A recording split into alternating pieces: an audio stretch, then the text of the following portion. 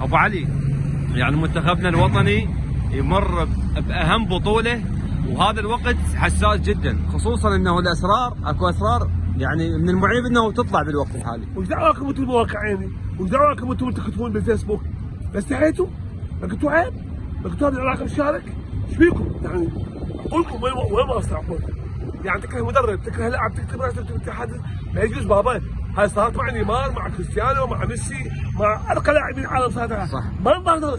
عمي عيب عليكم، عيب اصحاب المواقع الوهميه واصحاب اللايكات والفيسبوك، استحوا شويه على نفسكم. هذا العراق، هذا العراق اكبر منكم واكبر من عندي واكبر من كل واحد. اذا قلتوا عيب، اذا قلتوا هذا العراق ضمن الخبر، حتى لو خبر مفرمك، هذا الخبر عمي، هذا الخبر عيب ومفرمك وما له كل صحه. هاي مواقع كاذبه، وهذا حتى الكتاب كذب. لاعب كشماك وفريق خمس ايام. انا اتصلت بالارجنتين، واتصلت مع الاخ رئيس الرابطه العراقيه بالارجنتين، الاخ مهند السامراي، قال عيب، كل كذب، كل خبر ما له. هم بالفندق الرجال قال هذا الخبر مفرمك، بس يكيفون لايكات. هي ممكن تصفيه حسابات، هذا الموضوع يجوز يخدم اطراف معينه. والله عيب عليكم، هذا العراق بس هي سمعه بلد، هذا العراق وسمعه بلد، وهنا ما تكتبون علي مهدي ولكم. انا بابا، انا مشجع الاجيال، انا من 66 لحد اللحظه انا مشرف على كل الاجيال. انتم اصحاب التسعينات والالفينات وال2001 و2002. عمي لا تكتبون على العراق، وانتم عمي احترموا تاريخ العراق، هذا العراق البطل.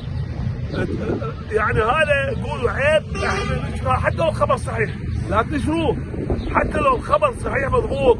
اللي عنده مثل صقر فالح يجيب احياء ويذب على اهله، عمي ما يجوز هذا الخبر، وهذا الخبر مفرمك، والخبر غير صحيح ومصدره انا مضبوط.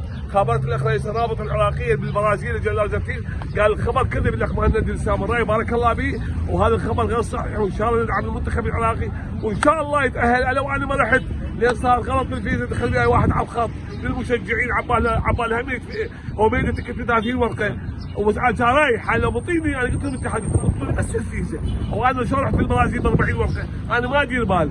يلا العراق، وهاي الخبر مفرمك وما له كل صحه، ورئيس الرابطه العراقيه يكذب بالبرازيل. الاخ مهند السامراي هسه حاليا معاهم بالفندق بالارجنتين، وعاش العراق وعافيه عماد محمد وعافيه الاخ محمد شكور وعافيه اللاعبين. سد حيلكم، كلنا خلفكم، والعراق يقول لكم سيروا، احنا معاكم. رئيس الرابطه العراقيه مهند الكذب.